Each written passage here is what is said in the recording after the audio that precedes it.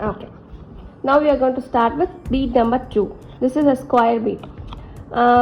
Same process தான் எல்லா பீட்ஸுக்குமே, but you have to work it. இப்போது நம்ம நார்மலான ரவுண்ட் பீட்ஸ் வந்து we can make it very easily, but இந்த மாதிரி ஸ்கொயர் பீட்ஸ் எப்படி மேக் பண்ணுறதுன்னு இப்போ பார்க்கலாம். Same amount of clay I'm taking. ஏதாவது ஒரு shape, any shapes whichever you prefer. Big சைஸாக வந்து ப்ரிஃபர் பண்ணுறீங்கன்னா you can wear it for necklace, ஒரு மீடியம் சைஸ் இந்த மாதிரி சைஸ்னால் ஹாரம்ஸ்க்கு நீங்கள் யூஸ் பண்ணிக்கலாம். Okay, I am taking some amount of clay.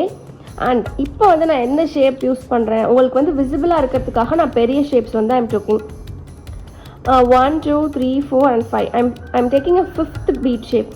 So இதில் நான் little amount of oil I'm mixing and taking a small amount of clay and roll it with your hands and place it towards the bead hole and remove the excess. Okay, அவ்வளோதான். This is the 5th size. இப்போ நான் இதை வந்து திரும்ப ஆயிலோ and water I'm mixing with my hand because my skins are dry skin. கொஞ்ச நேரத்துலேயே வந்துட்டு இந்த மாதிரி எனக்கு ஆகிடும், லைக் இந்த மாதிரி ஆகிடும். இஃப் யூர் உங்களுக்கு வந்து ஸ்வெட் ஸ்கின்னாக இருக்கலாம், இல்லை வந்து எனக்கு வந்து மாய்ஸ்சர் ஸ்கின் தான் எப்போவுமே இப்படி தான் இருக்கும்னா don't mix more oil in your hand. எனக்கு இந்த ஸ்கின்னால I'm applying oil. If you உங்கள் ஸ்கின் வந்து வேறு மாதிரி இருந்துச்சுன்னா don't use too much of oils. இப்போ வந்து நான் வந்து ஒரு ஷேப்க்கு நார்மலாக அந்த ஷேப் நான் வந்து உருட்டின மாதிரி நான் வந்து ஐம் ரோலிங் இட். இப்போது இது வந்து என்னோடய 2 உடன் ஸ்கேல்ஸ். இது வந்து ஒரே ஸ்கேல் தான், ஹவ் ப்ரோக் இட். இப்போ வந்து நான் அந்த 2 உடன் ஸ்கேல்ஸ் எடுத்திருக்கேன். இல்லை 1 பீஸ் எடுத்துக்கோங்க.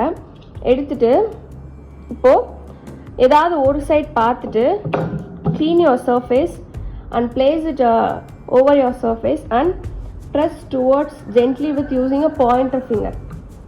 இந்த மாதிரி ப்ரெஸ் பண்ண அப்புறம் என்ன ஆகிடும்னா இந்த மாதிரி ஆகிடும். இப்போ என்ன பண்ணலான்னா, ஸோ 4 சைடுமே நம்ம வந்து I am going to make it equal. So that அதுதான் வந்து ஸ்கொயர் ஷேப் ஆகும். So 1 2 3 and 4 and top portions 1 2 3 and 4. So இப்போ வந்துருச்சா ஸ்கொயர் பீடு. இப்போ இந்த சைஸஸை யூ கேன் அட்ஜஸ்ட் இட், எப்படி வேணுமோ யூ கேன் அட்ஜஸ்ட் இட். இப்போ நான் வந்து லைட்டாக வந்து ஆயில் அப்ளை பண்ணிட்டு ஸ்மூத் பண்ணிக்கிறேன் so that it will be easy for me in painting process.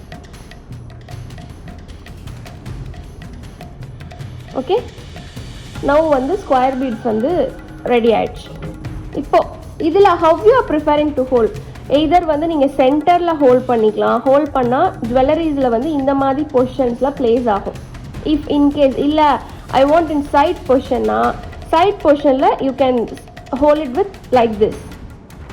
So whenever you put the hole இந்த மாதிரி இந்த நீடில் வந்து you have to the needle have to place in your hand. இந்த மாதிரி வந்து குத்தணும். அப்படி குத்தலைன்னா ஹோல்ஸ் வந்து will be stuck inside, உள்ளேயே மாட்டிக்கும். நீங்கள் அசம்பிளிங் பண்ணுறப்போ ரொம்ப கஷ்டமாக இருக்கும். ஓகே, 2 சைடுமே ஹோல்ட் பண்ணும். இப்போ சென்டரில் போட்டாலும் 2 சைடுமே ஹோல்ஸ் பண்ணும். So this is a square beads. புரிஞ்சிருச்சா?